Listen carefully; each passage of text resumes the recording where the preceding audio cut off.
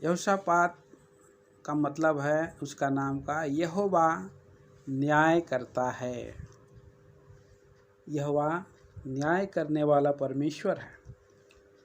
तो उसके कैरेक्टर में हम इस बात को हम देखते हैं, ध्यान करते हैं कि उसका जो सेकंड ये राजा है जो परमेश्वर के दृष्टि में आज अच्छा किया, ये गवाही पवित्र आत्मा प्रभु ने उसके बारे में दिया है।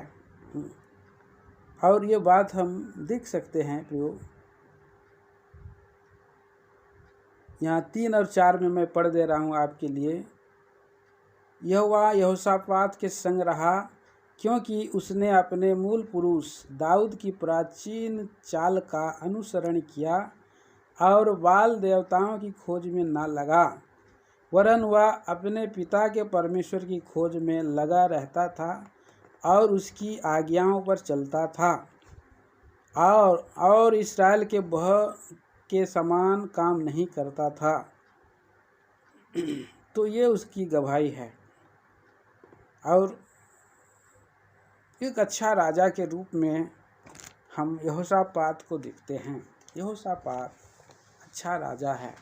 इस्राएल में सेकंड अच्छा विभाजन के जो अलग हो जाने का, इस्राएल और यहूदा 2 और राज्य जब अलग हो गया, तभी यहाँ एक सेकंड राजा, अच्छा राजा के रूप में हम देखते हैं। प्रियो, उसका जो काम है और कुछ गुण हैं, हम इसको हम देखते हैं।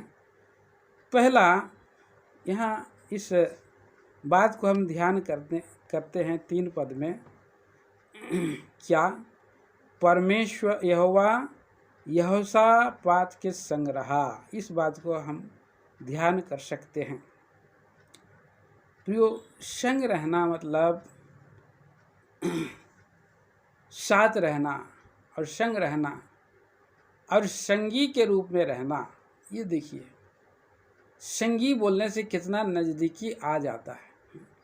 संगी मतलब प्रभु संग रहा है, आत्मा में होकर के उनके संग रहा, या हो सकता है उसके अंदर में रहा। पवित्र आत्मा अंदर में आ जाता है, इसलिए अंदर में रहा हम कह सकते हैं। ऐसे प्रभु के कुछ लोग थे जिन्हें पवित्र आत्मा जिन्होंने पाया पुराना नियम में, और प्रभु का काम और अनोखा है। प्रभु परमेश्वर अनोखे रूप से अपने आरंभ से ही काम करते हुए आ रहे हैं। आप उदाहरण स्वरूप उत्पत्ति के 39वें अध्याय और 2 पद में देख सकते हैं। वहाँ पर यूसुफ बोल करके एक जवान है, और यूसुफ पोतीफर के घर में रहता था। पढ़ दीजिए 39 का 39 का। और यूसुफ के स्वामी ने देखा कि यहोवा उसके संग रहता है, और जो काम वह करता है उसको यहोवा उसके हाथ से सफल कर देता है। 2 पद।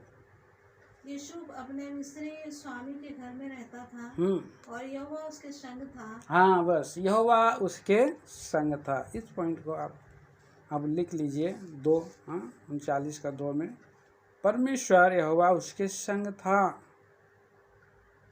अब हम पहला शामुएल का 3 अध्याय का 19 पद में भी हम देखते हैं। पहला शामुएल 19 अध्याय 3 अध्याय 19 पद पढ़िए। शामुएल बड़ा होता गया, और यहोवा उसके संग रहा। यहोवा उसके संग रहा। परमेश्वर यूसुफ के संग रहा, परमेश्वर शमूएल के संग रहा। और यहाँ पर यहोशापात के जीवन में भी हम इस बात को ध्यान कर सकते हैं कि यहोशापात के संग रहा कहता है। पुराना नियम में परमेश्वर उनके संग रहा, दाऊद के संग भी रहा, लेकिन हम यहोशापात के जीवन में देखते हैं। और हम देखते हैं प्रियो, और भविष्यवाणी के किताब यशायाह के किताब 7 अध्याय का 14 पद में लिखा है, उसका नाम इमानुएल रखा जाएगा, अर्थात परमेश्वर हमारे संग। संग है।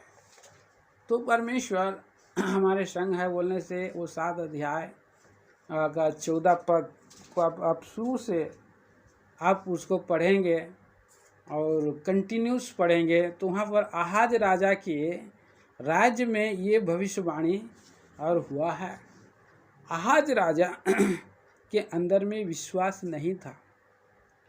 परमेश्वर उसके संग भी रहना चाहता था, लेकिन वो परमेश्वर को और विश्वास नहीं किया, उसके संग नहीं रहा। ये भविष्यवाणी है, भविष्यवाणी का शब्द है जो भविष्यवाणी भूत वर्तमान और भविष्य का अटल वचन है।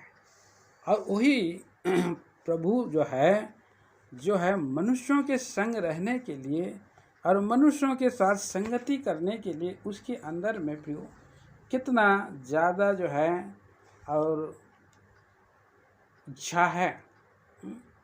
इस पृथ्वी पर मनुष्य जब से आदम और हवा और जो कि अदन के वाटिका से जब से वो लोग अलग हो गए हैं, तब से प्रभु का भी अंदर में एक इच्छा है, बोझ है कि कैसे मैं प्रभु के लोगों के संग रहूं, मैं अपने लोगों के संग रहूं।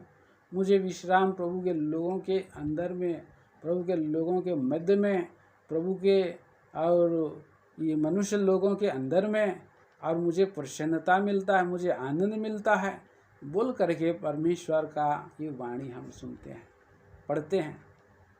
आप उसको नीति वचन 8 अध्याय का 30 वचन में हम पढ़ सकते हैं, लेकिन अभी हम नहीं पढ़ेंगे।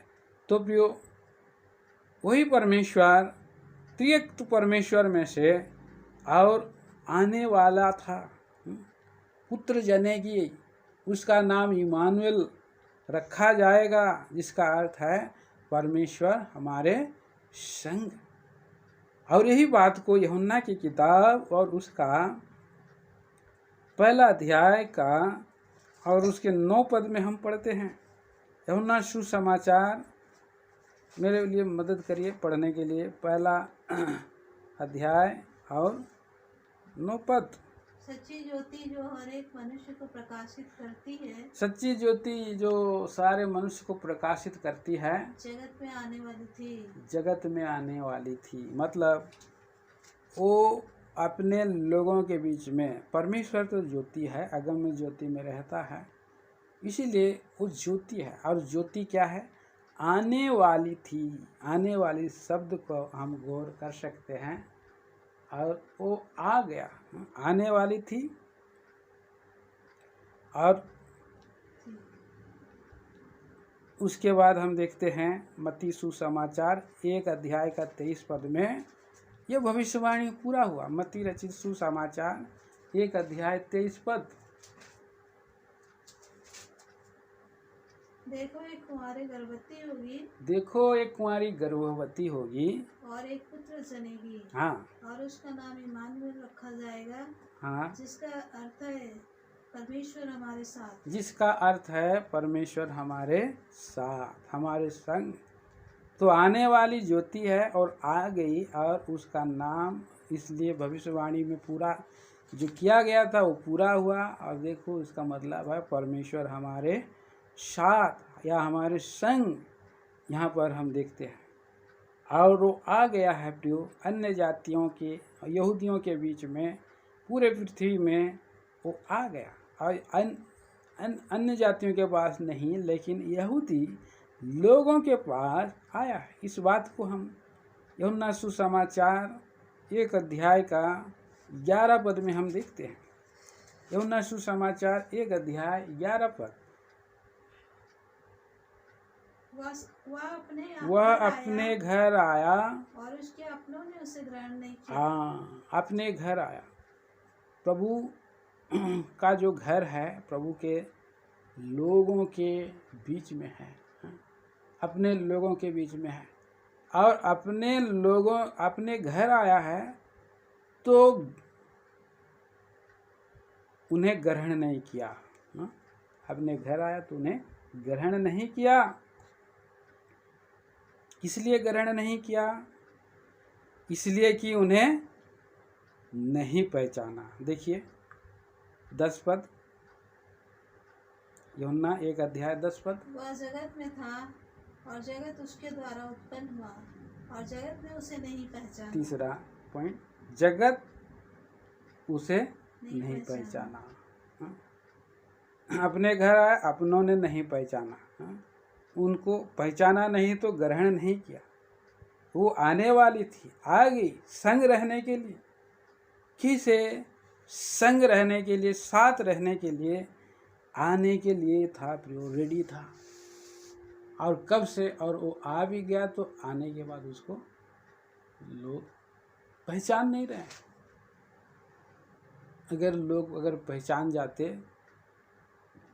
तो उनको बहुत प्रेम करते, बहुत आदर करते और उनसे दूर हटने लगे। अपने लोग उनको जो है शक की नज़र में देखने लगा। संगी के रूप में वो आने के लिए रेडी हो गया और आ भी गया, लेकिन उन्होंने नहीं पहचाना है। जब हम किसी को पहचानते नहीं हैं तो हम उसको घर में कैसे घुसने देंगे? और अगर हम किसी को पहचानते नहीं हैं रोड सड़क में, तो उससे हम मित्र कैसे करेंगे, हम दोस्त कैसे बनाएंगे? तो ये एक सवाल है मनुष्य के जीवन में। परंतु यहाँ पर देखिए, यहोशापात के जीवन में दूसरा इतिहास 17 अध्याय और उसका 3 पद में लिखा है कि यहोशापात के संग रहा। कैसे? कि नीति वचन 27 अध्याय का 10 में लिखा है। नीति वचन 27 अध्याय 10।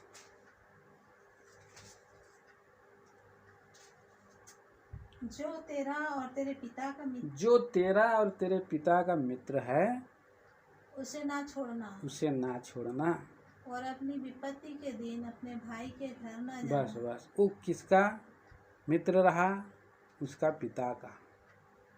आशा उसका पिता था, प्रभु परमेश्वर उसका मित्र बना, साथ रहा। इस बात को हम पिछले समय देखा रहा और इसलिए अभी उसका भी मित्र बन गया। कैसा?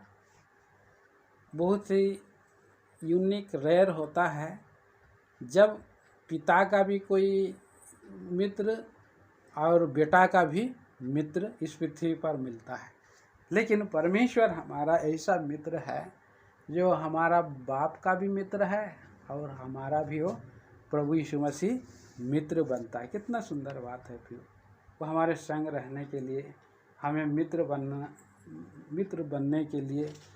बनाने के लिए आया और सब भेदों को खोलने के लिए आया है। लेकिन हम प्रभु यीशु मसीह को हम पहचानते नहीं हैं, हम उसको ग्रहण ही नहीं करते। प्रभु के पास आने से प्रभु भी हमारे पास आएगा। हम इस बात को हम देखते हैं, वहाँ पर याकूब 4 अध्याय का 8 पद में लिखा है, आज उसके निकट आओ तो वो भी तुम्हारे निकट आएगा, लिखा है। तुम उसके निकट में आ जाओ तो वो भी तुम्हारे निकट में आएगा। एक कदम आप बढ़ाएंगे, वो 100 कदम बढ़ा करके आएगा। हम मित्र कितना दूर से आया। प्रभु यीशु मसीह स्वर्गीय मित्र है, जो आकाश वारण सबसे ऊंचे आकाश, स्वर्गों को छोड़ करके, सब कुछ को छोड़ करके, अपने आप को खाली करके, मनुष्य रूप धारण करके इस पृथ्वी पर अपने लोगों के पास आया। वहाँ मेरा मित्र है, वहाँ मेरा फलाना मित्र है, फलाना रंजित मेरा मित्र है, फलाना, और आपका नाम का एक एक नाम वो आप लगा लेंगे कि वो मेरा मित्र है। उसके साथ में रहूँगा, उनके साथ में निवास करूँगा, उनके संगी में बनूँगा, उसके संग रहूँगा। वहाँ मेरा मित्र और जोसेफ है, वहाँ मेरा मित्र शामुएल है। इस तरह से यहोशापात मेरा मित्र है बोल करके प्रभु का इच्छा है, फिर वो आता है। आप कोई भी हो, जवान हो, बूढ़ा हो, आप प्रौढ़ हो, कोई भी हो, आपको प्रभु जो है मित्र लेना चाहता है, संग रहना चाहता है। आप उसके पास आए तो वो भी आपके पास आना चाहता है। कितना सुंदर बात है, कितना अद्भुत बात है। क्यों आज कितने जवान लोग दूर भागते हैं। प्रभु यीशु मसीह का नाम लेने से किनारे हो जाते हैं। लाजर जो है कि भाग रहा था, पीछे पीछे भाग चला जा रहा था, लेकिन मार्था मरियम लोग उसको जो है कि ग्रहण किया। इस तरह से आज हमें ग्रहण करना है, प्रभु यीशु मसीह का अपने संग में रखना है, तो सब वस्तुएं प्रभु का जीवन हमें सब बातें दे देगा। दूसरा विचार हम देखते हैं यहाँ पर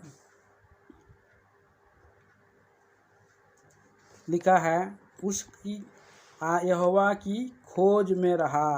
देखिए दूसरा इतिहास 17 अध्याय और 4 पद में लिखा है, वरन वह अपने पिता के परमेश्वर की खोज में लगा रहता था। उसका खोज करता था। कितना सुंदर बात है। जो शुरू से ही मेरे मन में एक विचार था कि सच्चा परमेश्वर को मैं कहाँ पाऊँ, और ये मन में था कि सच्चा परमेश्वर कौन है, कहाँ है। दूसरा प्रश्न। तीसरा प्रश्न, कैसे मिलेगा। हर एक मनुष्य के अंदर में एक प्रश्न जो है रहता है, इसलिए वो ढूंढते रहता है। प्रभु का वचन मत्ती 7:7 में लिखा है, ढूंढो तो पाओगे। ढूंढना है हर एक मनुष्य। मैं भी इस पृथ्वी पर जब था तो मैं और चारों ओर से अन्य जाति होने के कारण मैं घिरा रहता था मूर्ति पूजा में लीन, लेकिन सेटिस्फिक्शन नहीं था। अरे बाप रे, इतना इतना देवता का नाम सुनता था, 33 करोड़ देवी देवता, 84 करोड़ योनि में जाना, ये कितना मतलब आदमी का समझ से परे लगता था। इतना इतना देवता है, लेकिन कौन है। एक सवाल आता है, कौन है। तो कहाँ मिलेगा, कहाँ है। ढूंढने का मतलब क्या है, पहला कौन है। खोजने का मतलब है पहला कौन है, और उसको इतना सारा भीड़ में कौन है। एक सवाल है, मनुष्य के अंदर में आना चाहिए। सवाल अगर नहीं आता है तो प्रियो वो नास्तिक है। इस संसार में बहुत लोग नास्तिक भी है, लेकिन प्रभु के जो लोग हैं वो ढूंढना चाहते हैं, कौन है बोलते हैं। अब दूसरा सवाल, कहाँ है। कहाँ है मतलब पृथ्वी के कौन सा कोना में है वो। पूरब में है या पश्चिम में है, उत्तर में है या दक्षिण में है, कहाँ पर है। लोगों को नहीं पता कि वो कहाँ पर है, इसीलिए लोग जो है कई जगह जगह यात्रा करने के लिए जाते हैं। पहाड़ों में जाते हैं, ऊंचे स्थानों में जाते हैं। और लेकिन हम यशायाह की किताब 57 अध्याय और उसका 15 पद में हम पढ़ते हैं, कहाँ है। पढ़िए यशायाह नबी की किताब 57 अध्याय 15 पद। क्योंकि जो महान और उत्तम और सदैव स्थिर रहता है, और जिसका नाम पवित्र है, वह यूं कहता है। क्या कहता है। मैं ऊंचे पर और पवित्र स्थान में निवास करता हूं। ऊंचे पर और पवित्र स्थान। यहाँ पर पृथ्वी पर कोई पवित्र स्थान नहीं है। ऊंचा बोलने से स्वर्ग, स्वर्ग पर रहने वाला। और नीतिवत और भजन संहिता 115 अध्याय में भी लिखा है कि पृथ्वी मनुष्यों के लिए है, लेकिन स्वर्ग परमेश्वर के लिए है। तो ऊंचे स्थान में है, तो हम लोग पूरा पश्चिम उत्तर दक्षिण लोग ढूंढ रहे हैं, वहाँ नहीं मिलेगा। और उसी को आगे पढ़िए, यशायाह उसका 57 अध्याय और 15 पद पूरा पढ़िए। मैं ऊंचे पर और पवित्र स्थान में निवास करता हूँ। ऊंचे पर और पवित्र स्थान में निवास करता हूँ, और उसके संग भी रहता हूँ। जो खेदित और नम्र हैं। कि नम्र लोगों के हृदय। खेदित और नम्र। खेदित और नम्र लोगों के हैं। और नम्र लोगों के हृदय और खेदित लोगों के मन को हर्षित करो। तो स्वर्ग में रहता है। दूसरा, और जो खेदित और नम्र है, जो टूटापन हृदय का है, पश्चातापी हृदय का है। तो हम देखते हैं पहला खोज में लगा रहा, दूसरा हम पहले उसका संग था, है ना, हमने देखा। दूसरा हम देखा कि उसका खोज में लगा रहता था, ढूंढता था, शुरू से ही वो ढूंढता था। तो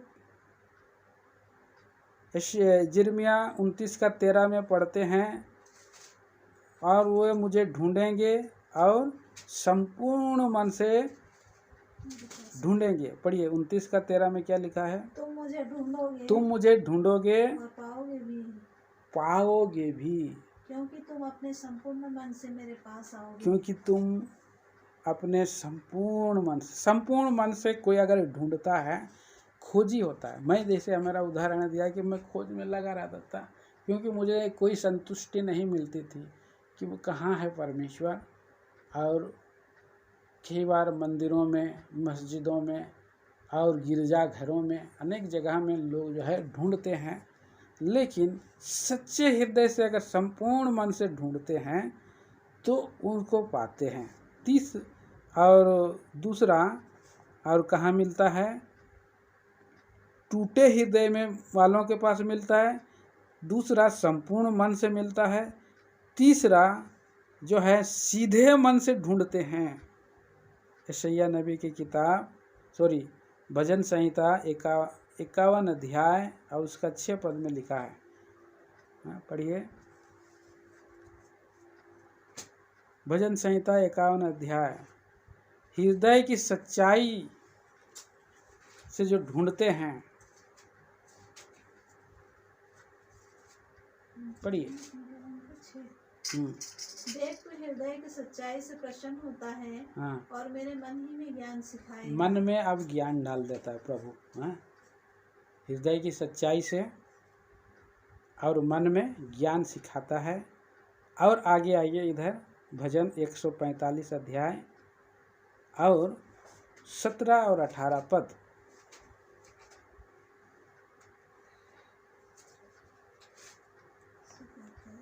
यहोवा अपनी सब गति में परमेश्वर धर्मी है, और अपने सब कामों में करुणामय है। हाँ, जितने यहोवा को पुकारते हैं, अर्थात जितने उसको सच्चाई से पुकारते हैं, हाँ, उन सबों के वह निकट रहता। देखिए, तो वो करुणामय परमेश्वर है, इसलिए हृदय की सच्चाई से पुकारना है। पहला, टूटे मन वाले हृदय की पश्चाताप से वो पुकारते हैं, वहाँ आने के लिए रहना चाहता है। और संपूर्ण मन से उसके पास आते हैं, उसके लिए। तीसरा, हृदय की सच्चाई से उसको पुकारते हैं, ज्ञान सीखते हैं और वो मिल जाता है। तो इसलिए उसने इसी रीति से खोज किया है। यहोशापात राजा ने टूटे मन से उसके पास आया, संपूर्ण मन से उसके पास आया, हृदय की सच्चाई से उसके पास आया, और उसकी इच्छा में था कौन है, कहाँ है, कैसे मिलेगा। तो कैसे मिलेगा बोलता है, तो उसने जाना कैसे मिलेगा। उसने ध्यान से देखा, आसा राजा को भी ध्यान से देखा और दाऊद को भी ध्यान से देखा। देखिए यहाँ पर इसीलिए लिखा है, दूसरा इतिहास 17 अध्याय और 3 पद में, यहोवा यहोशापात के संग रहा, क्योंकि उसने अपने मूल पुरुष दाऊद की चाल का अनुसरण किया। तो अपने पूर्वजों की चाल का अनुसरण किया। कैसे ढूंढा परमेश्वर को? अपने पूर्वजों को देख रहा था। ये जो पूर्वज लोग, हमारे बाप दादे लोग जो सेवा कर रहे हैं, कैसे कर रहे हैं, किसकी कर रहे हैं।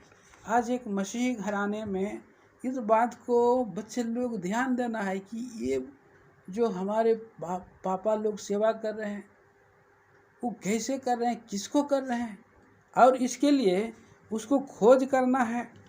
परमेश्वर को कैसे ढूंढा जा सकता है? जब हम हमारे परमेश्वर के, हमारे जो अगुए हैं, हमारे पूर्वज हैं। देखिए पहला राजा 2 अध्याय 4 पद में क्या सजेशन दिया है दाऊद सुलेमान को। पहला राजा 2 अध्याय 4 वचन।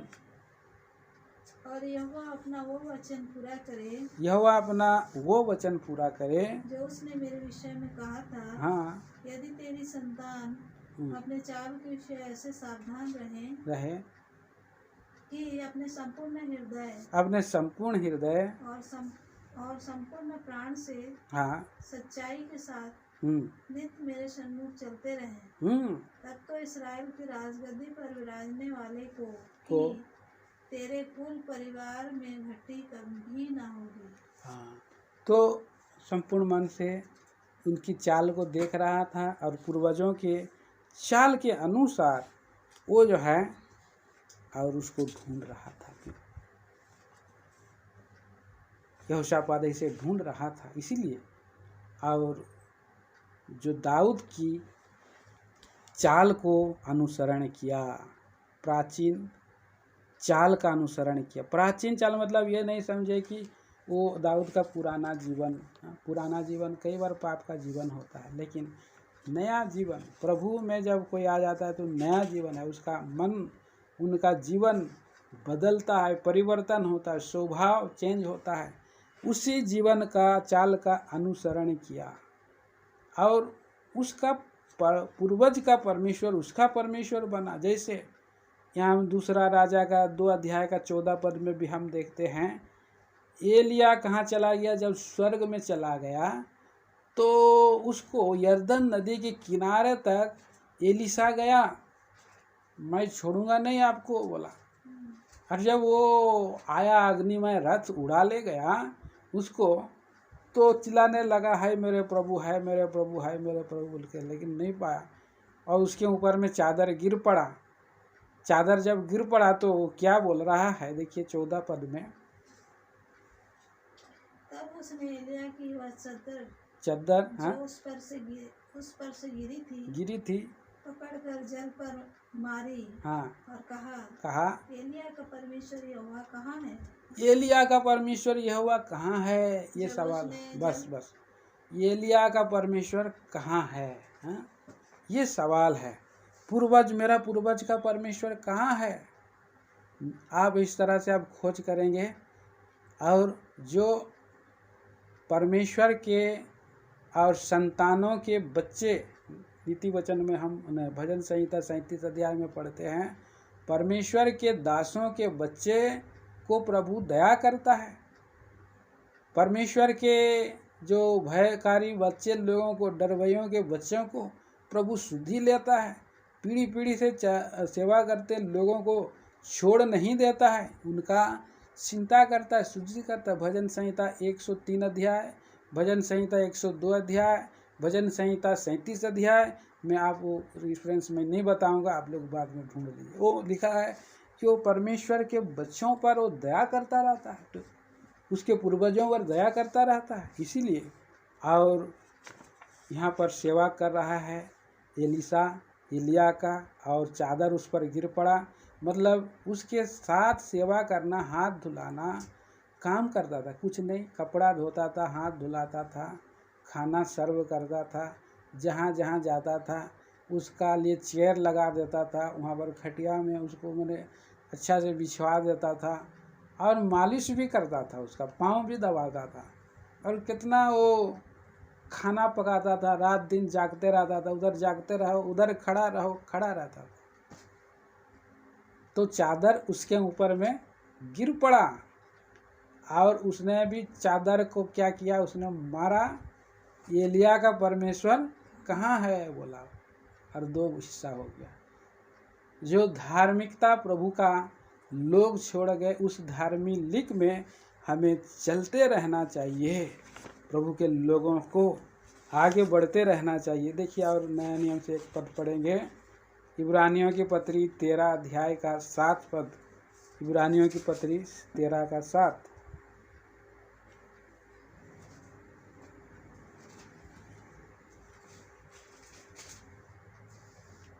जो तुम्हारे अगुए थे जो तुम्हारे अगुए थे, और जिन्होंने तुम्हें परमेश्वर का वचन सुनाया है, जिन्होंने तुम्हें परमेश्वर का वचन सुनाया, उन्हें स्मरण रखो। हाँ, और ध्यान से उनके चाल चलन का अंत देखकर, हाँ, उनके विश्वास का अनुकरण करो। उनके विश्वास का अनुकरण करो। हाँ, तो ध्यान से उसके अगुए लोग जो चले गए, पूर्वज लोग जो चले गए, गुरु लोग जो चले गए, उनका वो ध्यान करता था। शुरू से ही परमेश्वर के खोज में रहता था और परमेश्वर के और मार्गों में, और दूसरी बात है प्राचीन चालों का अनुकरण किया, तब परमेश्वर उसके संग रहा।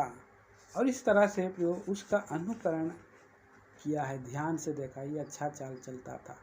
कुछ लोग अच्छा चाल नहीं चलते थे, परदादा लोग अच्छा नहीं चले, लेकिन मेरा पिताजी अच्छा चाल चलता था, एक लीक से चलता था, इसलिए उसके पीछे वो चलने लगा।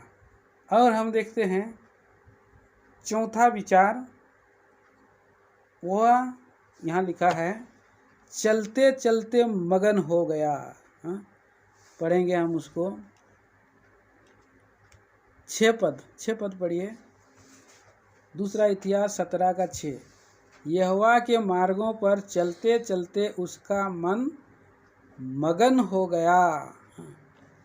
मगन हो गया, कितना सुंदर बात है प्रियो। मगन हो गया मतलब हम क्या समझ सकते हैं? उसके पीछे चल रहा है, उनके पूर्वजों के मार्ग पर चला, और चलते चलते वो क्या हो गया? मगन हो गया। मगन से इसका मतलब मैं समझाना चाहता हूँ, बिना रुके लगातार करने वाली क्रिया को हम कह सकते हैं उसी में डूब गया है, मगन हो गया है, जिससे हटने का मन ही नहीं करता है। बिना रुके लगातार करने वाली क्रिया है जिससे हटने का मन ही नहीं करता है। मान लिया जाए बच्चा लोगों को हम देखते हैं कि बच्चा लोग जब रोड में या अपना घर के द्वार में कुछ आप खिलौना दे दीजिए और बालू रखा हुआ है, खेलते रहेगा बच्चा को। अब उसका नाश्ता का टाइम हो गया है, उनकी मम्मी उसको बुलाता है, बेटा नाश्ता कर लें, नाश्ता तैयार है, गरम है। फिर बेटा बोल रहा है आ रहा हूँ मम्मी, चुप रहता है। फिर बुलाता है आ रहा हूँ मम्मी, आ रहा हूँ मम्मी। वहाँ से इतना भी मतलब मगन हो जाता है, खेलते उसको सूझ नहीं पड़ा, उसको भूख नहीं लग रहा है, उसको प्यास नहीं लग रहा है, उसका खेल में पूरी रीति से डूब गया है, मगन हो गया है। तो यहाँ पर भी और यहोशापात जो है पूरी रीति से मगन हो गया। कोई रेडियो बनाने वाला व्यक्ति को आप पास जाइए, और वो जब रेडियो का कुछ काम, उसका टेक्निकल काम को करते रहता है, तो मेरा गांव में एक आदमी था रेडियो बनाने वाला, वो आता था हर दिन। वो तो हम लोग तो 12-1-2 बजे खा जाते थे, 1-1:30 बजे, वो 4-5 बजे आके खाना खाएगा, नहाएगा इतना देर में, क्योंकि उसमें वो डूबा हुआ था, मगन हो गया था, उसको खाने पीने का कुछ चिंता नहीं था। तो इस तरह से मतलब वो डूबा हुआ जीवन है, मतलब गहरा जीवन है। और प्रभु में इसका यहोशापात का गहरा जीवन था, प्रभु के आत्मिक गहराई में चल गया था। एक विश्वासी जीवन जो है प्रभु यीशु में डूबा हुआ जीवन है, होना चाहिए, गहरी जीवन होना चाहिए। और उसको अब एक गीत भी है, जब मुझे यीशु जी मिल गया, मुझे अब दुनिया से क्या लेना है। एक तो गीत है, एक पंजाबी लोग गीत गाए हैं, नहीं अब दुनिया में मेरा क्या होगा, बोलता है वो, क्या काम मेरा दुनिया से, मेरा क्या लेना बोल के वो बोलता है। यहाँ भी डूबा हुआ ऐसा जीवन है कि दुनिया से मेरा क्या लेना बोल करके उसने सोच लिया है। केवल इस पृथ्वी पर हम थोड़े समय के लिए आहार अंदर बाहर हो सकते हैं। देखिए हम पढ़ते हैं 1 कुरिन्थियों की पत्री और उसका 7 अध्याय का 31 पद में आप पढ़ सकते हैं। 1 कुरिन्थी 7 अध्याय 31 पद। और इस संसार के साथ व्यवहार करने वाले ऐसे हों, इस संसार के साथ व्यवहार करने वाले ऐसे हों कि संसार ही के ना होले। संसार ही के ना होले। नीचे में फुट स्टॉप में क्या लिखा है, हैं? वहीं पर नीचे में देखिए, पढ़िए क्या लिखा है, अधिक व्यवहार ना रखें। हाँ, अधिक व्यवहार ना रखें, संसार से उससे अधिक व्यवहार ना रखें। उससे अधिक व्यवहार नहीं रखता था, वो केवल प्रभु में ही डूबा हुआ जीवन था। कितना सुंदर जीवन था प्रियो, मगन हो गया। ये मगन हो गया जो टाइटल है, दूसरा किसी राजा में के बारे में पवित्र आत्मा प्रभु नहीं लिखा है। आशा राजा के बारे में मगन हो गया बोल के नहीं लिखा, अन्य राजाओं के बारे में मगन हो गया बोल के नहीं लिखा। और यहाँ पर ऐसा गहरा जीवन यहोशापात का था, उसमें डूबा हुआ था। यूहन्ना 10 अध्याय का 9 में लिखा है कि वो उद्धार पाएगा और अंदर बाहर आना जाना करेगा, चारा पाएगा। चारा पाने का हिसाब से ही अंदर बाहर थोड़ा होना है प्रभु के लोगों को, और उसी में डूबे रहना है, उसी में डूबे रहना। प्रियो, कितना सुंदर बात है, ये अद्भुत बात है। प्रभु में हम डूबे रहने से, हम प्रभु में लीन हो जाने से, प्रभु जब भी आएगा हम लोग चले जाएंगे और संसार में हम लोग, संसार के खतरा से हम लोग बच सकते हैं, संसारिक खतरे से, और अनंत काल का जीवन में हम जो है प्रभु के आगमन तक के लिए हम तैयार हो सकते हैं। इसलिए ये डूबा हुआ जीवन, मगन होने वाला जीवन प्रभु हमें आत्मा में बतलाता है कि यहोशापात के समान आप लोग मगन हो जाओगे। और यहाँ पर फिर हम देखते हैं 5वां विचार, उसने क्या किया है 6 पद में, आशेरा नामक मूर्तें दूर कर दी। ऊंचे स्थान और आशेरा नामक मूर्तें दूर कर दी। तो यहाँ पर ये बात को ध्यान रखिए, उसने मूर्तें दूर कर दी। 5वां विचार, हमारे जीवन में और हमारे कपड़ा का भी मूर्ति हो सकता है, नौकरी का भी मूर्ति हो सकता है, या पैसा का भी मूर्ति हो सकता है, या मोबाइल हमारा मूर्ति हो सकता है, पति का भी मूर्ति बन सकता है, पत्नी भी मूर्ति बन सकती है, बच्चे भी मूर्ति बन सकते हैं। और जो प्रभु से अधिक प्यारा है वो हमारे लिए मूर्ति है।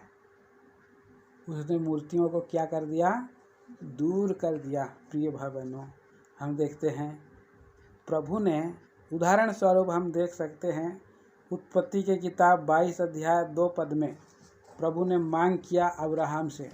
वो हर परीक्षा करने वाला प्रभु है, और अब्राहम का भी स्वभाव था कि बलिदान देने वाला। छोटी छोटी बातों को पहले तो दिया, 1 भेड़ दिया, फिर हो सकता है 2 भेड़ दिया होगा, फिर 10 भेड़ दिया होगा, फिर 100 भेड़ दिया होगा। और जहाँ जहाँ जाता था बलिदान का विधि बनाता था, और जो कुछ भी उसका था दशमांश देता था, इधर उधर से कर कर के देता था। तो इस तरह से उसका जीवन में आशीष बढ़ते गया। प्रभु भी उसको दिया, क्योंकि प्रभु किसी का कर्जदार नहीं है। आप उसको अगर 2 दे देंगे, अगर आपके पास 20 मुर्गी है तो प्रभु के घर में आकर के आप 2 मुर्गी दे दीजिए, प्रभु आपको 40 मुर्गी कर देगा। तो इस तरह से आप जो है, आप उसको दे करके प्रियो, आप उसको कर्जदार नहीं बना सकते हैं, वो देते रहेगा। लेकिन प्रभु भी चाहता है कि क्या ये जो है, पिछले दिनों में प्रभु का दास ने बताया था, क्या लंगड़ा वाला मुर्गी तो नहीं दे दिया? अरे हमारा लंगड़ा वाला मुर्गी था, दे दो भाई प्रभु को।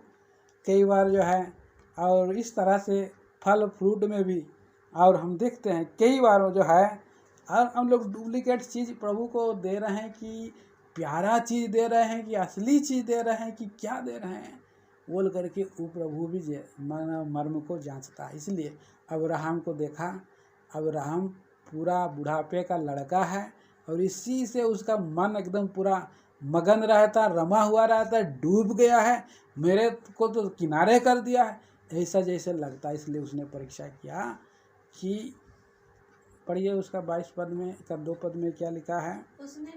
उसने कहा अपने पुत्र को, हाँ, अर्थात अपने इकलौते पुत्र इसहाक को, जिससे तू प्रेम कर रखता है, हाँ, संग लेकर मोरिया देश में चला जा। संग लेकर के मोरिया देश को चला जा, और वहाँ उसको एक पहाड़ के ऊपर जो मैं तुझे बताऊंगा, हाँ, होम बलि करके चढ़ा। उसको होम बलि करके चढ़ा। देखिए पुत्र को डिमांड कर दिया, क्योंकि प्रभु देख रहा है कि वो अपना पुत्र को बहुत प्यार कर। तो और उसके बाद हम देखते हैं वो मूर्ति हो गया उसके लिए। उत्पत्ति की किताब 35 अध्याय में आइए, वहाँ पर उसका पत्नी को ले लिया, याकूब का पत्नी को ले लिया, क्योंकि कई बार जो है और मनुष्य क्या करता है, और जिसका किसी का मन पुत्र पर लगा रहता है। अब्राहम का तो उसका पत्नी से ज़्यादा उसका पुत्र पर लग गया, लेकिन याकूब का जो दिली मन है पूरा हार्ट में छुपा हुआ था, कौन था?